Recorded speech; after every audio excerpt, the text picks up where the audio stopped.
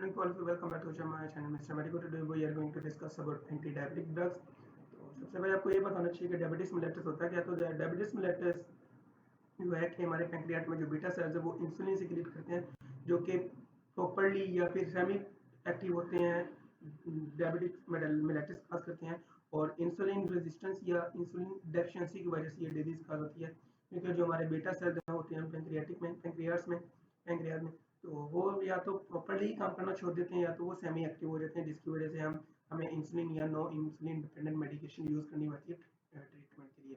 तो आज हम डायबिटीज मेलिटस की मेडिसिन के बारे में पढ़ेंगे। तो डायबिटीज मेलिटस की 4 टाइप्स है। पहले है T1 डायबिटीज मेलिटस टाइप 1 और डायबिटीज मेलिटस टाइप 2, और जो थर्ड पे है वो है जेस्टेशनल डायबिटीज मेलिटस, जिसको जो कि प्रेगनेंसी के दौरान होती है, और जो फोर्थ है वो अदर में आ जाती है, जो बाकी कंडीशन के साथ एसोसिएटेड हो सकती है।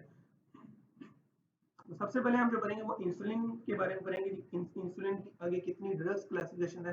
तो सबसे पहले जो आती है वो शॉर्ट एक्टिंग है, ठीक है ना। शॉर्ट एक्शन, इसमें अब शॉर्ट एक्शन सेपरेट हो जाती है, ठीक है, और रैपिड एक्शन सेपरेट हो जाती है, ठीक है। उसके बाद इंटरमीडिएट एक्शन आ जाती है, फिर आ जाती है लॉन्ग एक्टिव, और अब हम करते हैं कि शॉर्ट एक्टिंग रैपिड एक्शन क्या होते हैं। तो शॉर्ट एक्टिंग जो होती है वो उसमें जो एग्जांपल आ जाती है वो लिस्प्रो आ जाती है, अस्पार्ट आ जाती है, और ग्लोलिजिन आ जाती है। अब एक बात अभी याद रखनी है, और वो ये कि जितनी भी मेडिसिन शॉर्ट एक्टिंग होंगी उनका कोई ऑपोजिट इफेक्ट होगा उस मेडिसिन से रिलेटेड। तो आपको पता है हाइपरग्लाइसीमिया का जो ऑपोजिट है वो हाइपोग्लाइसीमिया होगा, क्योंकि ये पीक पर जाकर जो मेडिसिन होती है रैपिड मेडिसिन होती है, रैपिड एक्शन मेडिसिन होती है, वो पीक पर जाकर एकदम से ड्रॉप हो जाती है। मतलब कहने के लिए कि इनका ड्यूरेशन ऑफ एक्शन बहुत कम होता है, तो अचानक से ड्रॉप होती हैं तो क्या काज करती हैं कि उसका ऑपोजिट इफेक्ट काज कर देती हैं। Let me draw diagram here. Let let assume ये हमारा एक डायग्राम है। हमने इधर एक्स एक्सिस पे हमने ले लिया टाइम को, और वाई एक्सिस पर हमने ले लिया एक्शन को, मैकेनिक। आप देखिए कि ये ये शॉर्ट एक्टिंग रैपिड एक्टिंग के लिए मैं ड्रा कर रहा हूँ। तो ये ड्रग हमने ली जैसी, इसका पी एक्शन बहुत ज्यादा है लेकिन इसका टाइम बहुत कम है। लेट मी ड्रा 10 मिनट आप एज्यूम कर लो, लेकिन अभी इसमें 20 आवर्स भी टाइम होता है एंटी डायबिटिक ड्रग्स को, वो हम बाद में पढ़ेंगे लोग की कौन सी होती हैं। तो क्या होगा कि जब ये सडन ड्रॉप होगा तो हाइपोग्लाइसीमिया काज करेंगी, can cause hypoglycaemia that may be severe, ठीक है। अब उसके बाद आ जाओ ये controlled postprandial glucose level. Postprandial glucose level क्या होता है? पोस्टप्रेंडियल ग्लूकोज लेवल जो कि हम अपनी मील के बाद जो ग्लूकोज लेवल क्रिएट होता है वो पोस्टप्रेंडियल ग्लूकोज लेवल है। जैसे कि पोस्ट वर्ड पोस्ट में देख रहे हो, पोस्ट का मतलब ये होता है कि after, post traumatic, post surgery, post after surgery, after trauma, ठीक है। उसके बाद यूज एज इमरजेंसी ट्रीटमेंट। एक और बात हमने याद रखनी, वो ये कि जो शॉर्ट एक्टिंग होती है ज्यादातर मेडिसिन वो एज इमरजेंसी ट्रीटमेंट भी यूज होती है। So use as an emergency treatment for uncomplicated diabetic ketoacidosis. तो diabetic ketoacidosis is a state of coma है, जिसके बारे में इंशाल्लाह मैं एक डिटेल वीडियो बनाऊंगा कि होता है कि इसमें कीटोन बॉडी जनरेट होती है, जिसकी वजह से जो कि एक्सट्रीमली सीवियर भी हो सकती है डायबिटिक कीटोएसिडोसिस। तो इस वजह से ये जो लिस्प्रो अस्पार्टिक है इसको अनकम्प्लिकेटेड डायबिटिक कीटोएसिडोसिस में यूज कर सकते हैं एज ए इमरजेंसी ट्रीटमेंट। उसके बाद शॉर्ट एक्टिंग में आ जाओ। तो शॉर्ट एक्टिंग में यार जो है वो सबसे पहले आपको लाइन देखने को मिलेगी, यूज फॉर इमरजेंसी ट्रीटमेंट। ऊपर जो था अनकम्प्लिकेटेड था, लेकिन अगर तो पेशेंट की हालत कम्प्लिकेटेड है, सीरियस है डायबिटिक कीटोएसिडोसिस को लेकर, तो हम ये इमरजेंसी ट्रीटमेंट में यूज कर सकते हैं, जिसका नाम है रेगुलर इंसुलिन, ठीक है। इसका भी मेन फंक्शन ये है कि कंट्रोल पोस्टप्रेंडियल ग्लूकोज लेवल, ठीक है। और उसके बाद एडमिनिस्ट्रेशन, इसकी जो एडमिनिस्ट्रेशन है वो 1 आवर बिफोर मील एटलीस्ट होनी चाहिए। आप 1.5 घंटा पहले भी इसकी एडमिनिस्ट्रेशन कर सकते हो, लेकिन एटलीस्ट 1 आवर बिफोर मील लाजमी इसकी रिकमेंडेशन है। उसके बाद इंटरमीडिएट एक्टिंग। इंटरमीडिएट एक्टिंग में जो आती है वो न्यूट्रल प्रोटामिन हेक्डोन इंसुलिन आती है, NPH। ये कॉम्बिनेशन के साथ भी दी जा सकती है शॉर्ट एक्टिंग और रैपिड एक्टिंग इंसुलिन के साथ, ठीक है। उसके बाद आ जाओ लॉन्ग एक्टिंग। जो लॉन्ग एक्टिंग है उसमें डिटेमिर है, डेग्लूडेक है, और ग्लार्गिन है। अब इसको एक और हम चार्ट से समझेंगे।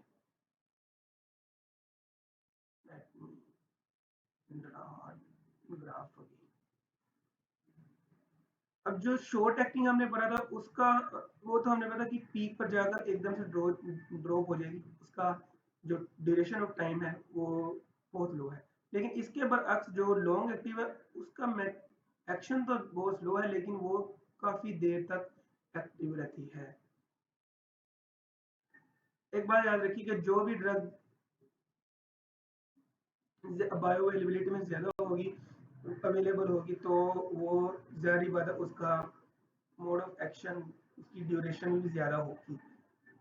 कैन नॉट काज हाइपोग्लाइसीमिया, क्योंकि ये हाइपोग्लाइसीमिया काज नहीं करेगी, क्योंकि एक तो इसका पीक एक्शन नहीं है। पीक एक्शन होने की वजह से जो इसका साइड इफेक्ट हो सकता है हाइपोग्लाइसीमिया, वो काज नहीं हो सकता, और इसकी जो ड्यूरेशन है वो 20 आवर है। तो उसके बाद हम हैजर्ड्स पढ़ेंगे जो कि इंसुलिन यूज से रिलेटेड है। तो सबसे पहले हाइपोग्लाइसीमिया, जो कि हमें पता है कि शॉर्ट एक्टिंग रैपिड एक्टिंग की वजह से हाइपोग्लाइसीमिया काज हो सकता है। तो हम इसको कंट्रोल कैसे कर सकते हैं? अगर तो पेशेंट की हालत, मतलब कोई पेशेंट कॉन्शियस स्टेट में है तो वो खुद ही कोई स्वेट या कैंडी ले सकता है, लेकिन अगर वो अनकॉन्शियस हालत में नहीं है तो हम इसको एवी ग्लूकोज देते हैं। उसके बाद फॉर्मेशन, जो इसका सेकंड हैजर्ड है वो ये है कि एंटीबॉडीज जनरेट हो जाती हैं जो कि रेजिस्टेंस काज करती हैं ड्रग, जो हमने इंसुलिन ड्रग दी होती है। तो उसके बाद एलर्जिक रिएक्शन भी शुरू हो जाते हैं, जो कि बादों का सीवियर भी होते हैं, और ऑर्गन फेलियर भी हो सकता है। उसके बाद जो हमने पढ़ना है वो ये है कि non insulin anti diabetic drugs.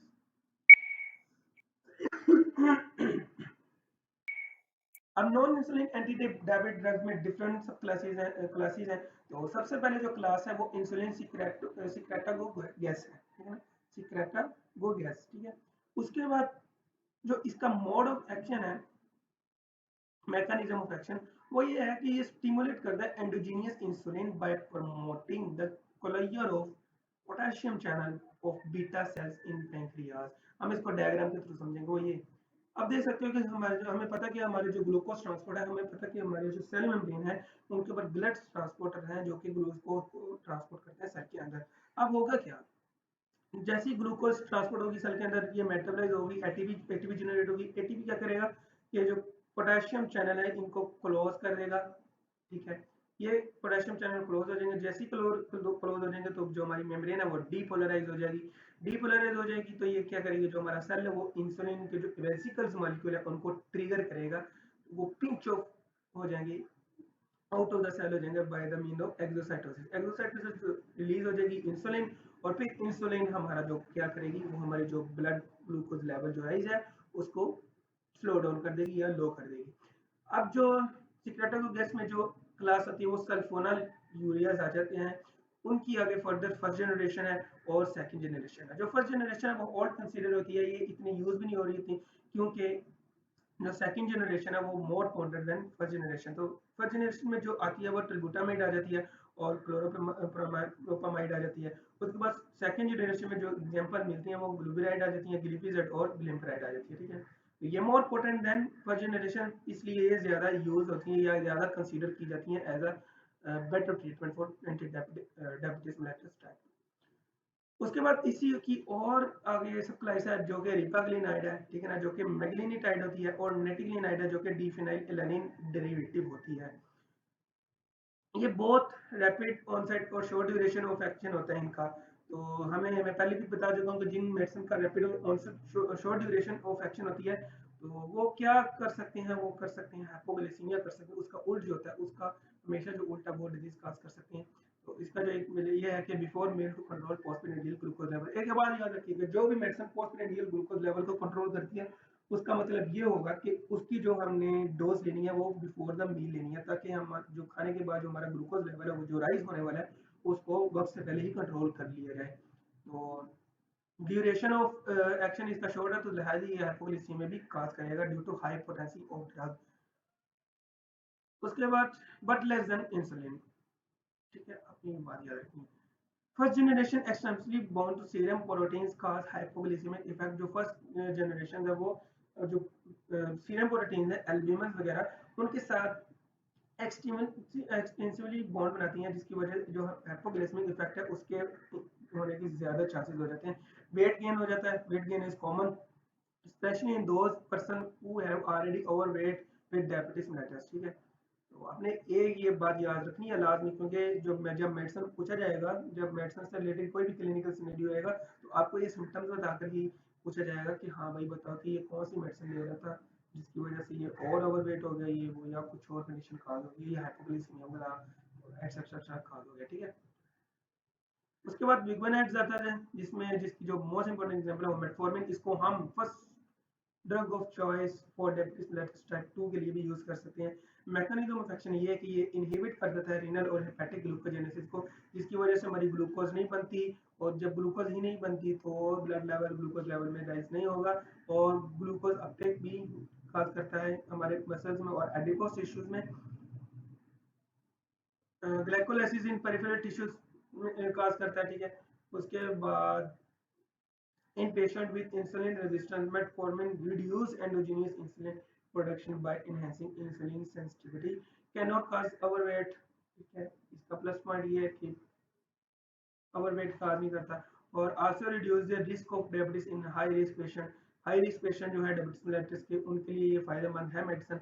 Also use to restore fertility. सबसे इंपॉर्टेंट बात ये कि मेटफॉर्मिन और किस कंडीशन के लिए यूज हो सकती है। Metformin also use to restore fertility in female with polycystic ovary disease, जो कि अगर जो फीमेल है उनको एनोवुलेशन का मसला है तो, और डायबिटिक का भी मसला है तो वो ये मेटफॉर्मिन उनके लिए फायदेमंद साबित हो सकती है। वो रिकमेंडेड मेडिसिन होगी। उसके बाद इसकी टॉक्सिटीज में आ जाए तो यार गैस्ट्रो इंटेस्टाइनल डिस्टर्बेंसेस है, जिसमें नाइजा आ जाता है, हमारी जो इंटरनेशनल सिम्टम्स है जो कि हर डिजीज के साथ रिलेट कर देता है। तो नाइजा और डायरिया आ जाता है। उसके बाद cause lactic acidosis in patient with renal और लिवर डिजीज, जिनको लिवर और रीनल डिजीज होती है, लैक्टिक एसिडोसिस काज कर सकता है। अल्कोहल जो पीते हैं, ठीक है ना, और condition that will dispose to tissue anoxia, जो कि बता देती हैं कंडीशंस के टिश्यू एनेक्सिया होने वाला है लैक्टिक एसिड प्रोडक्शन की वजह से। तो जिसमें जो एग्जांपल आ जाता है वो क्रॉनिक कार्डियोपल्मोनरी डिसफंक्शन आ जाता है एग्जांपल के तौर पे, ठीक है। मैंने जब पहले इसलिए लिख रहा है कि साथ साथ लिखने की वजह से जो वीडियो है वो बहुत ज़्यादा लंबी हो जाती है। अगर ये मैं साथ साथ लिखकर बताता तो ये ऐसा हो रहा था कि ये जो वीडियो थी ये तकरीबन एटलीस्ट 50 to 60 मिनट्स के दरमियान इसकी एवरेज होनी थी। तो मैंने लिख लिया पहले ताकि मैं जल्दी जल्दी से पढ़ा कर या करवा कर वीडियो, ये जो वीडियो इसकी इसके बाद टाइम ऑफ ड्यूरेशन कम करूँ। उसके बाद आया थियाजोलिडीन जोन आ जाता है, ठीक है ना। उसमें जो एग्जांपल है वो है रोजिग्लिटाजोन है, इसमें पियोग्लिटाजोन है। ये थोड़ी कह सकते हैं कि एडवर्स इफेक्ट इनके ज्यादा है। इनका मैकेनिज्म ऑफ एक्शन ये है कि primary effect to uptake glucose in muscle and adipose tissue, uptake increase कर देता है ग्लूकोज की मसल और एडिपोज टिश्यू में। उसके बाद control both fasting and postprandial glucose level, ये इसका प्लस पॉइंट है। यूज एज मोनोथेरेपी और कंबाइंड विद अदर इंसुलिन, इसको हम एज ए मोनोथेरेपी यूज कर सकते हैं, अकेले यूज भी कर सकते हैं और अदर मेडिकेशन के साथ भी यूज कर सकते हैं। उसके बाद pioglitazone also reduce triglycerides and increase HDL, जिसको हम हाई डेंसिटी लिपिड्स भी कहते हैं।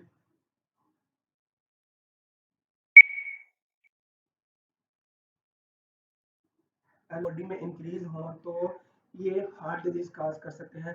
जैसे कि आप नीचे देख रहे हैं कि cause myocardial infection due to fluid retention which represent as mild anaemia and oedema, ठीक है।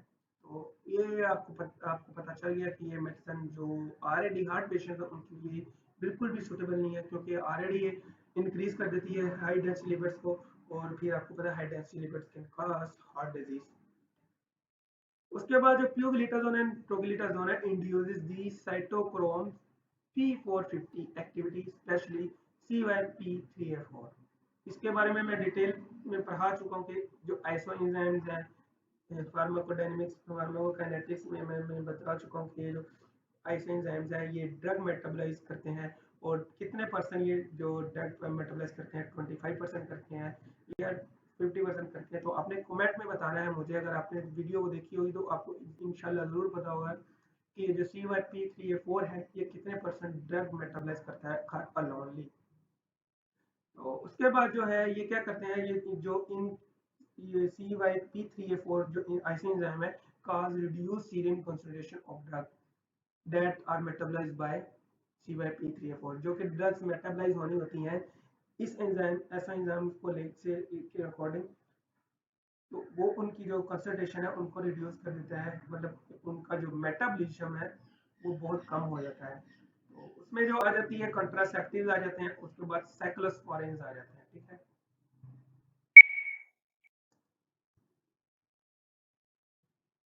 क्या है exenatide? Is a class of non antidiabetic mellitus. तो इसमें होता है क्या कि जो ग्लूकागोन लाइक पेप्टाइड है, GLP-1 हम कहते हैं, family of peptide hormone, incretin, like incretin. अब इंक्रीटिन को आपको पता है कि इंक्रीटिन जो है गैस्ट्रोइंटेस्टाइनल ट्रैक्ट में रिलीज होता है in the presence of food. तो जैसे ही फूड आता है जो इंक्रीटिन है वो रिलीज होता है। तो इंक्रीटिन क्या करता है, जो हमारे इंसुलिन के रेजिस्टेंस को बढ़ा देता है, ताकि इंसुलिन इंसुलिन की जो कंसिस्टेंस उसको बढ़ाता है, ताकि जो हमारा ब्लड ग्लूकोज लेवल है वो अपने लेवल पर मेंटेन रहे। आपको पता है कि खाने के बाद जो हमारा फूड है वो मेटाबलाइज हो जाता है, मेटाबलाइज होने के बाद फिर वो शुगर में कन्वर्ट होता है, तो शुगर लेवल हाई होता है, जिसकी वजह से इंक्रीटिन है वो during in the process of food release होता है, ताकि जो हमारा शुगर लेवल है वो कंट्रोल रह सके। और ये ग्लूकागोन लाइक पेप्टाइड जो वाले रिसेप्टर है, फैमिली ऑफ पेप्टाइड हार्मोन है, इंक्रीटिंग मैकेनिज्म ऑफ एक्शन ये कि release in response to food. जैसा कि मैं बता चुका हूँ इंक्रीटिन का जो फंक्शन क्या है, that augmented glucose stimulated insulin inhibit glucagon secretion, glucagon की सीक्रेशन को भी इनहिबिट कर देता है और जो इंसुलिन के उसकी सीक्रेशन को इंक्रीज कर देता है। The glucagon like peptide 1 are the G protein coupled receptor. अब G protein coupled receptors are also called Semmelweis receptors and also called serpentine receptors, जो कि जो इंक्रीज कर देते हैं साइक्लिक अमोनो एडिनो मोनोफॉस्फेट को, डिक्रीज भी करते हैं। डिफरेंट टाइप है, इंशाल्लाह इनके ऊपर मैं डिटेल वीडियो बनाऊंगा कि जी प्रोटीन रिसेप्टर्स होते हैं। तो उसमें अल्फा जी प्रोटीन होती हैं, बीटा जी प्रोटीन होती हैं और डेल्टा जी प्रोटीन होती हैं, जो कि उनका डिफरेंट फंक्शन होता है। साइक्लिक मोनो एडिनो मोनोफॉस्फेट को इंक्रीज भी करती हैं और कम भी करती हैं। तो एक्जिनाटाइड में जो एग्जांपल है वो लिराग्लिटाइड है, उसके बाद अल्बिग्लूटाइड है और डुलाग्लूटाइड है, ठीक है। उसके बाद आ जाओ लॉन्ग एक्टिंग, ये इंपॉर्टेंट बात, सबसे इंपॉर्टेंट बात, इसका जो मोड ऑफ एडमिनिस्ट्रेशन है वो इंजेक्टेबल है, useful with the combination of other metformin और सल्फोनाइलूरियास। टॉक्सिटीज में वही आ जाते हैं गैस्ट्रोइंटेस्टाइनल डिस्टर्बेंस और नोइजर एक्सेट्रा वगैरह, ठीक है। उसके बाद cause serious and fatal acute pancreatitis, ये आपने याद रखना है, ठीक है। अपने जो टॉक्सिटीज को माइनर टॉक्सिटीज है उनको भी याद रखना है, सीवियर टॉक्सिटीज है उनको भी याद रखना है, क्योंकि इन्हीं से रिलेटेड यार एमसीक्यू आना है आपको, इन्हीं के रिलेटेड आपको क्लिनिकल सिनेरियोस बनता हुआ दिखेगा। और यही चीजें हैं जो एग्जामिनर पूछेगा और आपको बताना है क्विकली कि बताओ कि ये कौन सी ड्रग है जो कि खास कर सकती है। उसके बाद आता है सीटाग्लिप्टन में, सीटाग्लिप्टन में सादा ग्लिप्टिन है, लिनाग्लिप्टिन है, एलोग्लिप्टिन है और विल्डाग्लिप्टिन है। इनका मैकेनिज्म ऑफ एक्शन क्या है? Mechanism of action orally inhibit inhibitor of dipeptidyl peptidase four enzyme है, जो कि डिग्रेड करता है glucagon like peptide 1 and incretin. होता क्या है, हमें पता है कि ग्लूकागोन लाइक पेप्टाइड है वो जो इंक्रीटिन को इंक्रीज करता है। तो जारी बात है जब वो इनहिबिट हो जाएगा तो कैसे होगा इंक्रीज, इंक्रीटिन कैसे इंक्रीज होगी? तो जैसे इंक्रीटिन इंसुलिन इंक्रीज नहीं होगी तो शुगर लेवल राइज हो जाएगा। तो ये क्या करता है, इनका मोड ऑफ एक्शन ये है कि डाइपेप्टाइडाइल पेप्टाइडाइज 4 जो है ये इनहिबिट कर देता है एंजाइम को, जाकर डिग्रेड करता है ग्लूकागोन लाइक पेप्टाइड 1, है ना। orally inhibitors इनहिबिट करता है डाइपेप्टाइडाइज 4 को। प्रमोट इंसुलिन रिलीज, ठीक है, जारी बात है जब glucagon like peptide 1 properly work करेगा तो प्रमोट इंसुलिन। उसके बाद inhibits the glucagon secretion, glucagon secretion को इनहिबिट करेगा ऑटोमेटिकली। टॉक्सिटीज में आ जाता है हेडेक आ जाता है, ठीक है। उसके बाद नेसोफेरिंगिटिस आ जाता है, उसके बाद अपर रेस्पिरेटरी ट्रैक इन्फेक्शन आ जाता है। उसके बाद अल्फा ग्लूकोसाइडेज इनहिबिटर्स हैं, जिसमें एग्जांपल है एक्रेबोज आ जाता है और मिग्लिटोल आ जाता है। ये भी मैकेनिज्म एक्शन इनका ये कि inhibit the alpha glucosidase enzyme taken just before meal. ये हमने खाने से जस्ट बिफोर मील लेनी है, इसका मतलब ये होगा कि ये पोस्टप्रांडियल ग्लूकोज लेवल को कंट्रोल करेगा। टॉक्सिटीज में आ जाता है फ्लैचुलेंस आ जाता है, डायरिया आ जाता है, एब्डोमिनल पेन, जैसे वही गैस्ट्रोइंटेस्टाइनल टॉक्सिटीज है या minor toxicities related to gastrointestinal tract. उसके बाद प्रेमलिटाइड है, उसके analogue of amylin R37 amino acid hormone. इसकी जो मोड ऑफ एडमिनिस्ट्रेशन है वो आईवी है। तो आईवी हुआ तो इसका मतलब ये होगा कि इसकी बायोअवेलेबिलिटी सबसे ज़्यादा होगी, 100% बायोअवेलेबिलिटी होगी इसकी।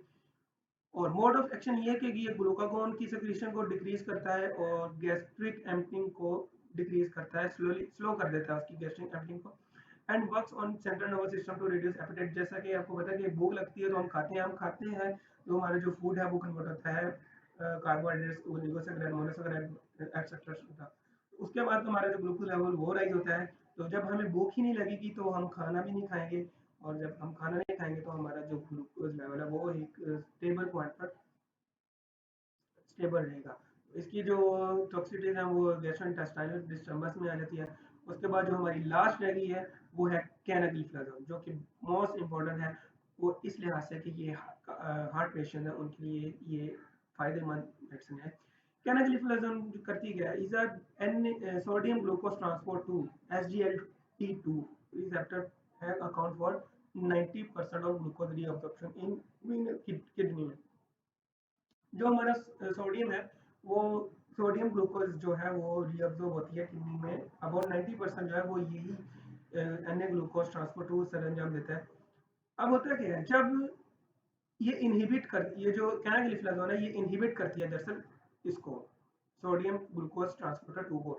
तो जब ये इनहिबिट हो जाएगा तो जो हमारी जो ग्लूकोज है वो रीअब्जॉर्ब नहीं होगी किडनी में, तो होगा एज अ रिजल्ट वो जो ग्लूकोज है वो यूरिन में रिलीज होगी, जिसको जो कि कंडीशन काज करेगी ग्लाइकोसूरिया। सबको पता होगा ग्लाइकोसूरिया होते हैं presence of glucose in the urine.